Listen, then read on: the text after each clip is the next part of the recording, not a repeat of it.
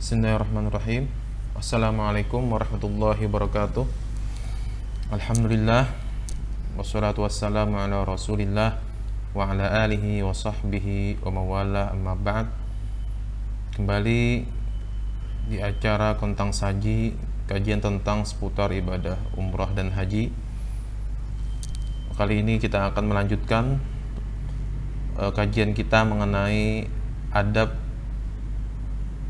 perjalanan melaksanakan ibadah haji dan umrah. Pada pertemuan yang telah lewat, kita sudah membahas ada dua adab perjalanan haji dan umrah. Maka ini kita akan lanjutkan, yaitu adab perjalanan ibadah haji dan umrah yang ketiga, yaitu di dalam kitab Al-Idah fi Manasikil Haji wal Umrah. Ats-tsalitsah, idza istaqarra azmuhu bada'a bit-taubati min jami'il ma'asi wal makruhat wa yakhruju min madhalimil khalqi wa yaqdi ma amkanahu min duyuni. Ini adalah adab yang ketiga, yaitu apabila memang sudah tekadnya atau niatnya untuk berangkat melaksanakan haji dan umrah, maka hendaknya dia memulainya dengan taubat, yaitu taubat dari segala maksiat dan segala apa-apa yang telah dilakukannya dari dosa-dosa yang terdahulu.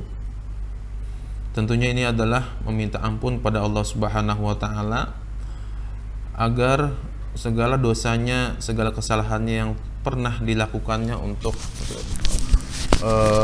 diampuni oleh Allah, dan tentunya bertaubat ini berjanji atau bertekad untuk tidak mengulanginya kembali.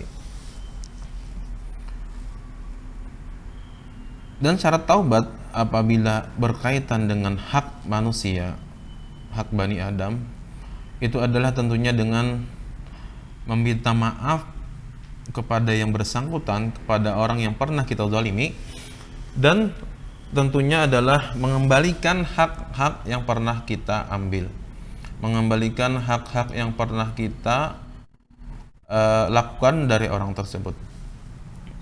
Ya, mungkin diantaranya adalah membayar hutang bagi mereka yang pernah mengutangi kita apabila dia mampu.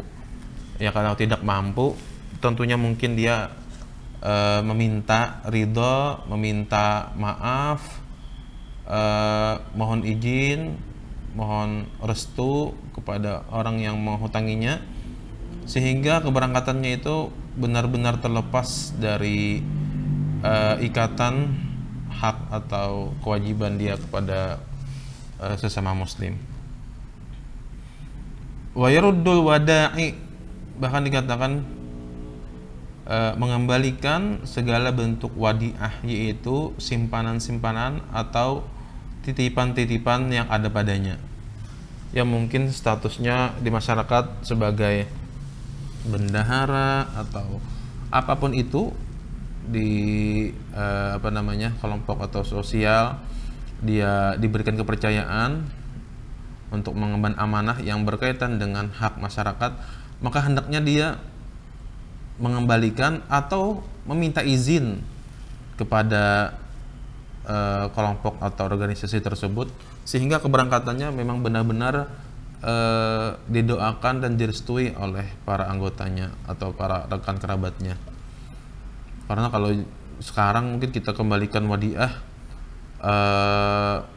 ya mungkin kalau pada zaman dahulu ya mungkin bisa kita kembalikan wadiah atau titipan-titipan barang sama kita. Cuman kalau zaman sekarang mungkin agak sulit. Yang minimal adalah kita meminta restu kepada organisasi atau perkumpulan yang mana kita punya jabatan di organisasi tersebut, sehingga mendapatkan restu dari mereka. Wa istahillu kullaman bainahu wa bainahu muamalah fi syai'in aw musahabah wa yaktubu wasiyatah. Bahkan dikatakan oleh Imam Nawawi, hendaknya dia menulis wasiat Artinya perjalanan ibadah haji dan umrah ini adalah perjalanan yang sangat panjang ya. Maka hendaknya dia bagaimana menjalani perjalanan haji ini sebagaimana dia meninggalkan kampung halamannya untuk terakhir kalinya. Jadi segala apa yang berkaitan dengan hak manusia, segala berkaitan dengan perihal harta atau wasiat, mengenai hutang atau piutang, hendaknya dia sampaikan, dia tulis. Ini memang cukup berat ya. Cuma inilah ada suatu pelajaran yang bisa kita ambil sangat mendalam. Karena perjalanan ibadah haji umrah ini adalah perjalanan menuju Allah Subhanahu wa taala. Kita mengunjungi Baitullah, mengunjungi rumah Allah, yang mana ketika sampai di tanah suci kita hendaknya memfokuskan kita untuk beribadah pada Allah Subhanahu wa taala. Untuk itu kita perlu minta restu kepada tetangga, jiran, kerabat semuanya. Maksud atau tujuan niat kita untuk minta doa restu bukan untuk pamer, tapi memang untuk minta doa dan restu, sehingga kelapangan atau ketenangan ketika perjalanan akan kita dapatkan.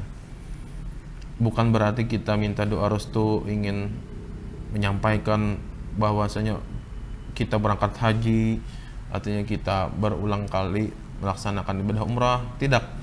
Tapi memang benar tulus ingin meminta doa dan restu dan mohon maaf segala sesuatu atas segala sesuatu khilafan yang pernah dilakukan. Ini adalah adab yang ketiga. Kemudian yang keempat adalah yajtahidu fi irdai walidayhi wa may yatawajjahu alaihi birruhu wa ta'atuh. Itu bersungguh-sungguh dia untuk mendapatkan keridhaan orang tuanya. Di sini adalah bapak dan ibu kita yang masih hidup tentunya, atau yang sudah meninggal dunia mungkin dengan mendoakan mereka dan ziarah kubur mereka, salah satu pengungkapan rasa sayang kita kepada, bakti kita kepada orang tua. Ya, kita hidup fi irdai walidayhi, berharap atau bersungguh-sungguh dalam mencari atau menuntut keridhaan orang tuanya, bapak ibunya. Jadi sangat keliru apabila pergian kita untuk melaksanakan haji dan umrah sedangkan orang tua tidak mengizinkan atau tidak mendapatkan ridhonya atau bahkan tidak mengetahuinya. Jadi misalnya niat kita haji umrah karena Allah, cuma tidak pernah bercerita kepada orang tua kita dengan niat baik kita ini. Tujuannya adalah menuntut keridhaan orang tua, tentunya kita berharap doa dari mereka, mudah-mudahan segala perjalanan dan segala amal ibadah yang dilaksanakan nanti di tanah suci diterima oleh Allah Subhanahu wa taala. Dalam segala hal sebenarnya, segala perbuatan, segala perilaku, segala bentuk kegiatan, kita diminta untuk minta doa restu dari orang tua kita. Apalagi ini ada perjalanan yang sangat jauh dan perjalanan yang berkaitan dengan kewajiban. Wa in kanat zaujatan istaradat zaujaha wa aqribaha. Dan apabila seorang istri yang dia berangkat sendiri tanpa dibarengi oleh suaminya, tentunya dia harus meminta ridha kepada suaminya dan kerabat-kerabatnya. Nah, di sini ada prioritas bagi mereka yang berangkat sendiri, tidak ditemani oleh pasangan atau suami, maka hendaknya meminta izin kepada suaminya setelah meminta izin kepada orang tuanya, dan wajib juga untuk meminta izin kepada suaminya. Ini adalah adab yang keempat bagi mereka yang ingin melaksanakan perjalanan ibadah haji dan umrah. Mungkin ini saja yang bisa disampaikan. Mudah-mudahan dalam kesempatan lain kita akan lanjutkan beberapa adab perjalanan haji dan umrah, karena sangat banyak sekali pemirsa sekalian adab yang kita diminta oleh syariat dalam melaksanakan perjalanan ini. Karena adab di sini adalah berkaitan dengan mereka yang kita tinggalkan, dan juga nanti adab kita berkaitan dengan mereka yang kita